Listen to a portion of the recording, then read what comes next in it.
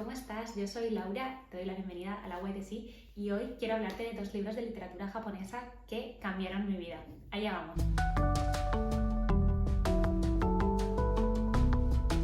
A ver, yo sé que lo de libros que cambiaron mi vida suena como muy fuerte y muy intenso, pero es así. Quiero decir, yo he leído a lo largo de mi vida pues, un montón de libros, como os podéis imaginar, y aunque muchos han tenido un impacto en mí, me han enseñado cosas, han tenido un impacto, por ejemplo, en mi vida lectora, que yo puedo decir, estos libros han cambiado mi vida, o sea, lo que era antes de este libro y lo que fue después de este libro es distinto en mi vida, son dos libros de literatura japonesa y son muy distintos entre sí y bueno, he pensado que puede ser interesante crear este vídeo así a modo charla, hablaros de estos libros, también en qué afectaron en mi vida, en qué cambiaron mi vida. Y no lo sé, pues por si también os llama la atención y también, pues bueno, aprovecho para preguntaros si consideráis que algún libro ha cambiado vuestra vida o ha tenido un impacto gigante en vuestra forma de pensar o lo que sea. Y nada, sin más, paso a contaros qué libros son. Si me sigues desde hace tiempo en Instagram, estoy segura que el primero de los libros no va a ser una sorpresa porque he hablado millones de veces de él y se trata de Kokoro de Natsume Soseki. Kokoro es un clásico moderno de la literatura japonesa, se publicó por primera vez en 1914. Está considerada la obra maestra de Natsume Soseki, que es un autor que nació en 1867 y murió en 1916. Es un autor muy importante dentro de la historia de la literatura japonesa. De hecho, su cara sale en los billetes de 1000 yenes, que son unos billetes de uso muy común, serían como los 10 euros de aquí de Europa. Y yo que sé, que no salen en los billetes, no lo sé, Kawabata, que tiene el premio Nobel, por ejemplo, ¿no? Sale Natsume Soseki, porque de verdad es un autor muy importante en las letras japonesas. Aunque es cierto que los billetes de 2000 yenes, que tiene una historia súper curiosa que igual os cuento en alguna ocasión, sí que sale una escena del Genji Monogatari, que está considerada como la primera novela de la historia. Además es japonesa y además está escrita por una autora. Es una historia, es un novelón increíble. Bueno, me gustaría, no sé, leer en lectura conjunta, a ver qué ocurre en el futuro. Bueno, volviendo a Kokoro y a Natsume Soseki, contaros que yo cuando estaba estudiando el grado de Historia del Arte, en tercero de carrera o así, yo todavía no tenía del todo claro en qué me quería especializar, pensaba probablemente en arte contemporáneo, pensaba en la Bauhaus, quizás algo del arte del siglo XX en Estados Unidos. Bueno, estaba un poco indecisa, todo esto me interesaba, pero tampoco era como una gran pasión. Y entonces fue cuando yo leí, casi por casualidad, Kokoro de Natsume Soseki. Yo descubrí en este libro algo que era completamente nuevo para mí hasta ese momento, una sensibilidad nueva, una forma de comportarse entre las personas, ¿no? Como unos códigos que yo no terminaba de entender del todo y que me parecían completamente novedosos y muy interesantes, una historia de un país que no conocía, y de repente fue como, ¿qué es esto? ¿Por qué no lo conozco? Y cuando tienes realmente como pruebas algo por primera vez y te encanta y tampoco puedes explicarlo de una manera especial, escuchas una canción y de repente llega a tu corazón, o pruebas una comida y te encanta, o de repente tienes un flechazo, ¿no? con alguien, o no lo puedes escribir, es algo que está dentro de ti, es algo que te une a eso. Pues un poco me pasó a mí con Kokoro y fue lo que a mí me llevó a especializarme en arte y cultura japonesa, a querer aprender el idioma, a ir a Japón para estudiar el idioma, ir para 6 meses, quedarme 2 años y que bueno, a partir de ese momento realmente mi vida siempre haya estado muy vinculada a Japón por un lado, por otro porque es algo que me interesa, me fascina y me apasiona. Imaginaos vivir en Japón 2 años cuando tienes 23, 24, 25 años, es una experiencia vital increíble, o bueno, al menos para mí lo fue, algo que ha definido mi vida en cierta manera a partir de entonces, porque bueno, es algo de lo que no me quiero desvincular nunca del todo porque me gusta mucho, me interesa, y creo que cuando tienes interés por una cultura, por ejemplo, diferente a la tuya, es algo que nunca terminas de aprender del todo porque siempre va a ser algo ajeno, entonces siempre algo de querer seguir aprendiendo sobre ello, y es un poco lo que a mí me pasa con Japón. Evidentemente me interesan muchísimas otras cosas, pero bueno, que toda la parte de Japón y su historia cultural, literatura por supuesto, siempre va a tener un hueco muy especial en mi corazón, y todo eso empezó pues con Kokoro. Vamos al título, ¿no? Sin irnos más lejos. Kokoro se traduce muchas veces como corazón, pero no como corazón órgano, sino es como, bueno, pues espíritu, alma, el sentir lo que hace que algo sea eso mismo, ¿no? Es complicado, no tenemos como una palabra que sea un sinónimo exactamente, es un concepto complicado, con muchos matices que abarca muchas cosas y bueno, quizás por eso se opta, ¿no?, por no traducirlo, porque realmente es un concepto intraducible. Entonces, este título nos da muchas pistas de lo que vamos a encontrar dentro. No es un libro en el que vayan a suceder demasiadas cosas, es un libro muy pausado y es un libro de relaciones humanas y es un libro que busca aproximarse al alma, al espíritu humano de una serie de personas que reflejan su tiempo. Esta novela está dividida en 3 partes. La primera de ellas se llama Sensei y yo, la siguiente se llama Mis padres y yo y la última se llama El testamento de Sensei. Sensei significa maestro, profesor, pero también bueno, es un término que se puede utilizar para referirte a alguien que es mayor que tú y en el que quieras marcar esa sensación de respeto y de admiración y de que bueno, tú estás de alguna manera, entenderme, como por debajo, que quieres aprender de esa persona. Y bueno, entonces toda la novela está narrada desde el punto de vista de nuestro protagonista, que no tiene nombre, desde un futuro, es decir, toda la novela está contada en pasado, como una especie de recuerdo, y desde las primeras páginas sabemos que desde esa posición en la que nos habla el narrador, Sensei ya ha muerto. No sabemos en qué circunstancias, ni siquiera casi quién es Sensei del todo, pero bueno, sabemos que ya ha muerto. Entonces, la novela comienza cuando ese narrador es un joven de las provincias que él está estudiando en Tokio en la universidad y pues va un verano a Kamakura, que Kamakura es una localidad costera que está muy cerquita de Tokio, incluso pues a día de hoy es donde va la gente de Tokio a la playa, por ejemplo, en el verano. Y allí conoce a este hombre, al que llamará Sensei desde un primer momento, y se explora un poco pues, la relación que surge entre ellos, el vínculo de amistad, un vínculo de respeto. A veces incluso parece que puede llegar a ser una especie como de amor platónico, pero no va por ahí, ¿no? Y bueno, pues van a ir pasando cosas a lo largo de la novela que nos van a ayudar a conocer pues, bueno, las relaciones entre esas dos personas y luego también la historia de la vida de Sensei, porque bueno, es un personaje pues desde a ojos del protagonista es un poco frío, a veces lo nota distante, siempre hay como una especie de velo entre ellos, no consigue como que haya algo como transparente, él se siente que le gustaría conocerle mejor, que se apoyara en él, que le ayudara con sus estudios, ¿no? Que bueno, pues una amistad, una relación de ese tipo y no lo consigue del todo. Entonces, al final, en la última parte del libro, donde vamos a entender a Sensei, donde bueno, pues cambia un poco el narrador, porque bueno, toda la última parte es una carta que escribe Sensei a nuestro narrador, donde se va a cerrar un poco todo lo que sucede en la novela y vamos a ir pudiendo desentrañar y ir pudiendo entender todas las cosas que han sucedido antes, todos los comportamientos, todas las miradas, todas las frases inacabadas se pueden finalmente comprender gracias a esa última parte. Como decía, en ese sentido, y creo que os podéis dar cuenta con las expresiones que uso, de verdad no es una novela en la que sucedan demasiadas cosas, ¿no? Es una novela muy pausada, llena de sutilidad. Es una de esas novelas para leer por el placer de leer, saboreándolas, paladeándolas, cada frase, cada significado, imaginando cada escena, viendo a esas personas que se comportan de una forma tan curiosa quizás a nuestros ojos o al menos a los míos y tratando de entender lo que pasa. Incluso si alguna vez has leído esta novela hace unos años, te animo a que le des una vuelta. Yo la he releído, creo que esta ha sido la 5ª o la 6ª vez, la leo cada par de años y siempre encuentro cosas nuevas, me sorprendo a mí misma porque siempre leo escenas que digo, esta es la primera vez que lo leo, evidentemente no, pero tengo esa sensación de aunque conozco la historia en general, en cada lectura saco nuevas lecturas, nuevos significados también.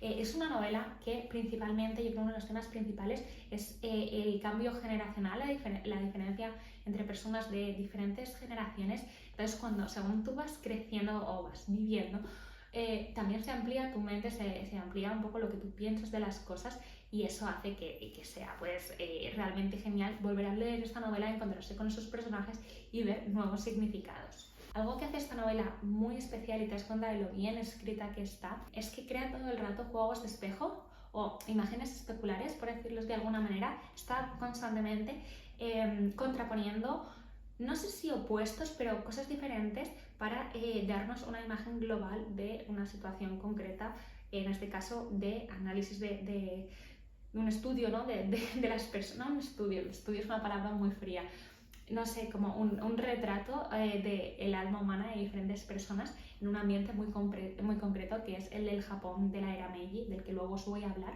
Pero bueno, en este caso quiero deciros que contrapone, ¿no? Por ejemplo, la juventud, entendida pues como las pasiones, el atrevimiento, las nuevas ideas que llegan de fuera con, no la vejez, pero sí más, pero una madurez de unas personas que han crecido con unos valores diferentes en una vida diferente, y como eso, de esas personas siempre se pueden crear vínculos, pero son cosas que parecen casi de mundos distintos. Y la novela hace mucha hincapié en eso, no solo con el narrador y Sensei, sino también con el narrador y sus propios padres. Y luego, por ejemplo, otra imagen especular que es muy interesante es la del matrimonio de los padres del narrador, la del matrimonio de Sensei y su esposa. Al mismo tiempo, también compara las diferentes formas de amor, por ejemplo, en esos dos matrimonios, o también que unos son de campo, de una zona rural, y otros son de ciudad. Otros pensamientos completamente diferentes, en ese caso entre personas que sí que son de la misma generación, pero encuentra otras formas de contraponerlos y crear una imagen pues, general y muy completa de todo, sin que apenas lo notas, porque esto fluye con la historia. Yo creo que todos los matices y todos los detalles que he llegado a apreciar de Kokoro ha sido gracias a lectura tras lectura. O por ejemplo, también habla de la amistad, por ejemplo, habla también de diferentes tipos de traiciones, de diferentes formas de relacionarse en momentos diferentes en relación a, por ejemplo, el surgimiento de unas parejas. Hay una historia de amor bastante intensamente dramática, todo lo que sucede alrededor de ella. También es interesante cómo se contraponen diferentes mentalidades, como puede ser la de un joven relativamente moderno que ha estudiado a principios del siglo XX, que es así como muy pasional, muy que quiere, pregunta las cosas directamente, con cómo se comportaban las personas de otra generación. Incluso dentro de eso tiene mucho que ver las personas que están dentro de una filosofía, de una creencia budista, con esa búsqueda del control de todo tipo de pasiones y expresiones y deseos de la vida mundana. Es que no sé, hay como muchísimos detalles que se van contraponiendo y que van haciendo que la novela tenga, siendo una historia muy sencilla, tenga una profundidad enorme, y que a mí personalmente eso me impacta. Es una historia que no olvido, de la que no me canso de leer, porque siempre hay detalles que aprender. A mí me interesa muchísimo cualquier tipo de trama que lleve al límite a los personajes o a la sociedad. Por eso también me interesa mucho la era Meiji de Japón. En Japón, cuando hablamos de eras, es porque estamos hablando de la vida de un emperador. En este caso, la era Meiji se corresponde con la vida del emperador Meiji. La era Meiji tiene como un punto clave 1868, que fue el año en el que se abrieron las fronteras de Japón después de estar más de 2 siglos cerradas. No tuvo contacto con ningún país de fuera, por lo cual ahí se desarrolló una cultura pues, muy propia suya, sin ningún tipo de influencia externa.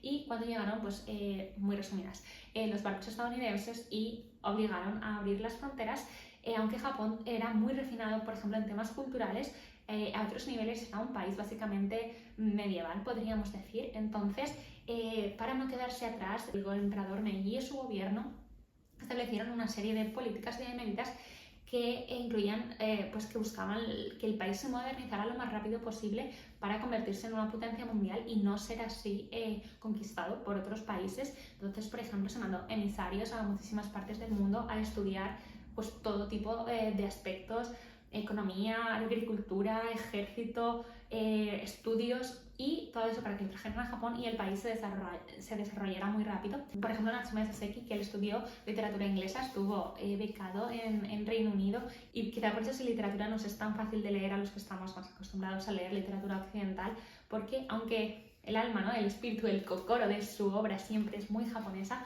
la forma a veces sí que toma pues, formas que son comunes para la literatura occidental.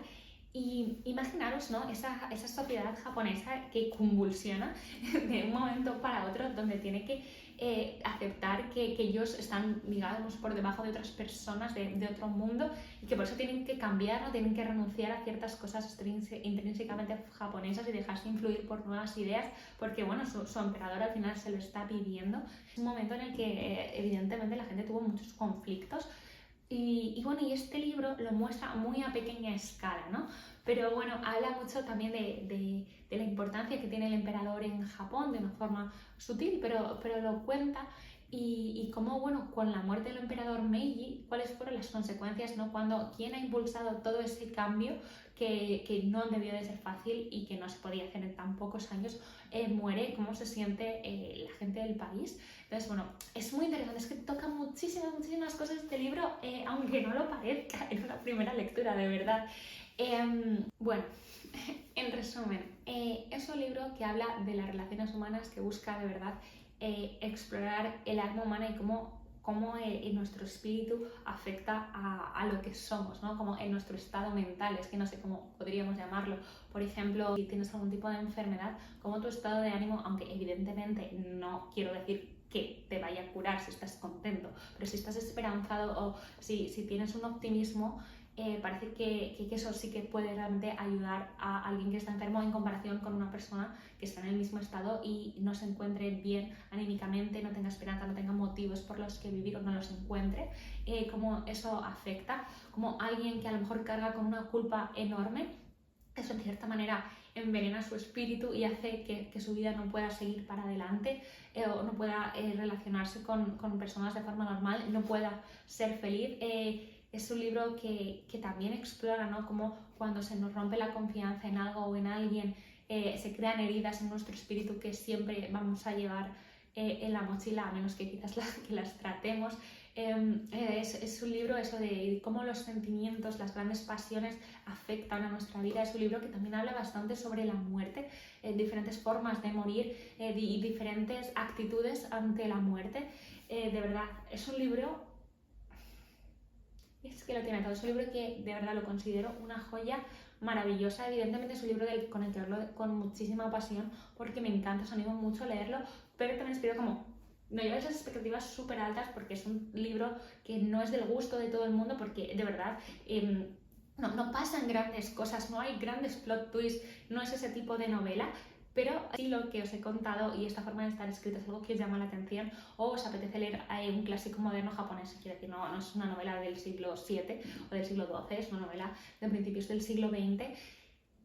Este está muy bien, es muy sencilla de leer, es una maravilla, es un libro que a mí me cambió la vida y que espero que si lo leéis lo disfrutéis y que podáis sacarle mucho partido, que penséis de verdad que os deleitéis. No es un libro para leer con prisa, sino para de verdad recrearse y conocer diferentes formas de pensar, de relacionarse, códigos de conducta diferentes, como pueden ser los que se dan en Japón en el siglo XX, pero que también tienen su reflejo hoy en día. Por ejemplo, se ve muy bien aquí esa idea del honne y el tatemae, que son como las dos caras de Japón, la verdadera, la que tú no enseñas a nadie, lo que piensas realmente, y el tatemae, que es lo que muestras hacia afuera, esa diferencia. Y este libro explora mucho las consecuencias que tienen en las personas, es tener ese doble, no sé, esa doble cara, no poder expresarse con total libertad delante de otras personas, que es algo que pues choca mucho, o al menos a mí me parece que choca mucho con las culturas que tenemos más en Occidente y en países latinos, especialmente, ¿no? Que somos como muy abiertos, muy de los sentimientos, muy de tocar, muy de abrazar, muy de reír en voz alta, y es como todo lo contrario lo que sea en Japón, y por eso quizás también siempre me crea esta fascinación. Y bueno, después de este rollo voy a ser muchísimo más breve, espero, con el segundo libro, porque es que no tiene nada que ver, pero es un libro que también tuvo muchísimo impacto, y se trata de La magia del orden de Marie Kondo. Es un libro de 2010, es un libro que se cataloga como de crecimiento personal, de desarrollo personal o de autoayuda. Bueno, bien, sí, puede ser así, desde luego. Es un libro que yo sé que tiene como bastante mala fama porque la verdad tiene sus cosas, pero es un libro que a mí me cambió la vida. Yo lo leí, hice el método de Marie Kondo hace ya pues 8 años y de verdad es que soy una persona diferente. Os cuento. Bueno, Marie Kondo opina que tenemos demasiadas cosas, ¿no? Y que tener tantas cosas nos distrae o incluso nos abruma y te crea un sentimiento malo en tu vida, porque como que tenemos muy aprendido, ponemos un apego a las cosas cuando en realidad no deberíamos dárselas. Entonces, Marie Kondo, para mí en concreto, su mayor valor, aparte de enseñarme a doblar las cosas muy bien, fue que te enseña a decir adiós a las cosas que no usas, que no quieres o que no te valen para nada y que realmente son basura en tu casa. Y es algo que a mí me vino muy bien. Yo no sé si esto heredado de mi familia o qué. Yo tenía muchísimas cosas, no solo cosas de comprar, no soy una persona especialmente consumista y era muchísimo menos, más cosas tipo... yo tenía guardadas las notitas que nos mandábamos en el cole con mis amigas, cajas y cajas de notitas, y no las podía tirar porque era como, ¿cómo voy a tirar esto de mis amigas de tal? Por ejemplo, ¿vale? No os puedo decir la cantidad de cosas, camisetas que tenía de cuando tenía 14 años, que nunca más las voy a poner, que ya estaban zarrapastrosas, que no, ni siquiera se las puedes de verdad dar a nadie. Y porque esto era de cuando tal. Entonces, ella a mí me hizo cambiar mucho el chip a nivel que tú tires esta cosa, que tú te deshagas de esto, no significa que tu recuerdo se vaya a borrar, ¿no? O incluso con los regalos, ¿no? Que tu abuela te regalara esta platillo horrible que no te gusta, que tú te deshagas de él ahora, no significa que tú no quieras a tu abuela o que tu recuerdo de tu abuela se vaya a borrar, ¿no? Y eso es algo que es obvio, pero que a mí leerlo y reflexionar sobre el tema me hizo darme cuenta que yo estaba como poniendo el apego en las cosas en vez de en los recuerdos o en las personas o en las cosas que realmente importan. ¿Sabes lo que quiero decir? Y entonces ella te enseña a decirle adiós a las cosas. De verdad es un momento que cuando lo cuentas o cuando lo ves, yo recuerdo un primer momento que me parecía ridículo, porque tú tienes que coger una cosa, cogerla, tocarla, notas que no la quieres o que ya no te hace falta, le das las gracias en voz alta y le dices adiós. Y con eso dar las gracias por lo que te ha dado esa cosa, de repente una culpa, que ¿por qué tienes culpa de tirar algo? Pero yo la tenía, se va, ¿vale? Y es una tontería, de verdad, y yo lo hablo y me lo parece. A mí me cambia la vida esto. A mí el momento, ella con su método te hace sacar todas las cosas que posees y tu casa es un caos en por 10 días, y tú tienes que ir haciendo prenda, cosa a cosa, y ir notando si la quieres o no la quieres. Ella habla de un concepto que se llama Spark Joy, que mis amigas y yo ya lo hemos adoptado, porque yo he sido, no sé, Marie Kondo me podría haber pagado dinero, porque yo he llevado el método Marie Kondo a no sé cuántas casas, y a veces cuando nos fuimos a algo nos preguntamos entre las amigas, ¿pero Spark Joy, sí o no? Y así te vives. Es un... A ver, así contado es un poco extraño, pero bueno, al final es cuando tienes muchas cosas, ropa, por ejemplo, que hace 5 años que te pones, la tocas y sabes a veces si la quieres o no la quieres por eso, ¿no? A ver, hay que leer el libro y ver lo que ella te dice. Mira, a mí me parece que dice muchas tonterías, ¿vale? Y esa es la verdad, y con todo el respeto, por supuesto, a Marie Kondo, a quien le agradezco muchas cosas. Por ejemplo, es que hay cosas que para mí te hacen perder, no credibilidad, pero yo me reía y decía, a ver señora, ¿cómo me dice esto? Bueno, pues que tenemos que cuidar mucho los calcetines, doblarlos con amor, porque van en los pies, los pisamos todo el día y los calcetines sufren mucho. A ver, bueno, pues por supuesto, perdona mis calcetines y gracias por los esfuerzos que hacen, pero no dedico mi vida a darle las gracias a mis calcetines, ¿vale? Igual que la idea genial de Marie Kondo de tener 30 libros, pues os podéis imaginar el caso que yo le hago a eso. Yo creo que de estas cosas hay que saber absorber e integrar las cosas que tú quieres o las que a ti te van a hacer feliz. Es que a mí tener 3 millones de libros, si son los que tenga, me da igual, me hace feliz, pues ya está. Que bueno, que al final es esto, cada uno nos aproximamos quizás a un libro de crecimiento personal porque cada uno sabe qué problemas tiene, y yo ahí noté que eso me podía ayudar y fue un libro que, verdad, me ayudó muchísimo a ordenar y sobre todo también a ordenar mucho mi cabeza. Yo no he vuelto a comprar igual que compraba antes, soy una compradora muchísimo más consciente. Creo que jamás he vuelto a comprar nada por impulso, que cada uno haga lo que quiera, por supuesto, pero yo era algo que a mí no me aportaba, pero que yo hacía, y es que este libro me ayudó a no hacer esas cosas. No es un libro que os vaya a hacer tirar todas las cosas de vuestra casa, ni muchísimo menos, pero es un libro en el que te enseña que tú, cuando tienes muchas cosas alrededor que no usas, que no quieres en tu tu cabeza de verdad hacen como ruido.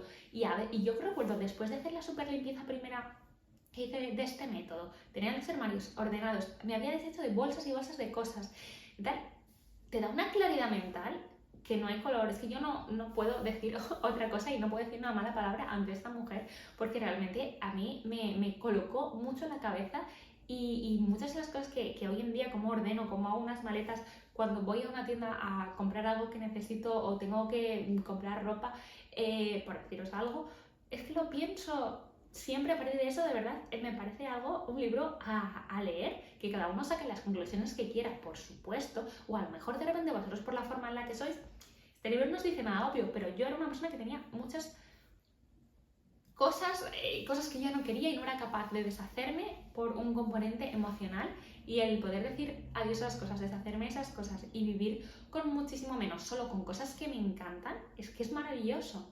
Y de verdad, insisto, bienvenida a la gente que sea minimalista, yo no lo soy. Yo las cosas que tengo me gustan mucho y me gusta tener lo que me gusta tener. Pero es un libro que yo tengo que decir, Marie Kondo, gracias por lo que trajiste a mi vida. Es un libro que hoy en día creo que está en casi todas las bibliotecas, está en formato digital, está en formato audiolibro, que es que ni siquiera tenéis que gastaros €1 si lo queréis leer y darle la oportunidad, porque no es solo aprender a doblar las cosas, porque ahora hay un montón de tutoriales en todas partes, es más la idea que subyace a todo esto. Es muy buena. Para mí lo de siempre, nunca hay que ser extremista. Yo leí este libro y a mí no me convencían todas las cosas, o sea, yo no lo quería hacer de pe a pa. Pero yo me di cuenta que había muchas cosas que podían mejorar mi vida y así lo hicieron. Como siempre, esto se puede enfocar en todas las ideas de Marie Kondo casi en formato secta. No es la idea, yo creo. Nunca hay que ser extremistas. Yo creo cuando algo, lo que sea, ¿no? Una idea de limpieza, una forma de orden, es tan extremista que tienes que hacer esfuerzos gigantes para adaptar tu vida a eso, yo personalmente no creo que pudiera tener esa constancia. Pero esto que es que te da claves, que tú adaptas a tu vida lo que te interesa, bueno, maravilloso. A veces pienso que una de las cosas que más nos unió a novios a mí en su día fue cuando yo le enseñé a hacer Marie Kondo en su armario. Él es una persona, por ejemplo, que tiene muy pocas cosas desde siempre, es bastante ordenado, pero no era un orden con cabeza. Y yo, sí, creo que me gané un hueco importante en su corazón cuando le hice Marie Kondo en su casa, no lo sé. No, bueno, a ver, que lo estoy contando desde el humor, pero de verdad, para mí fue un antes y un después. Hace más de 8 años que os decía que lo leí y no hay vuelta atrás. Para mí, me encanta. Y a veces la vida, las mudanzas, tantas cosas, te hace un poco que haya caos otra vez a mi alrededor, que haya muchas cosas y te haces ver en cuando tu fin de semana de limpieza y de orden, y es que no hay color, porque aprendes a decir adiós a las cosas y vuelves a estar rodeado solo de orden y de cosas que realmente necesitas o cosas que realmente quieres tener cerca tuyo. Y nada, estos son los 2 libros que han cambiado mi vida. Espero que os haya gustado el vídeo. Contadme en comentarios si os apetece, si habéis leído alguno de los 2, si os causa curiosidad el método de Marie Kondo, si os da exactamente igual y pasáis del tema. Recordaros que estoy también en Instagram, podéis seguirme por allí. Y nada, que nos vemos muy pronto en otros vídeos. ¡Hasta luego!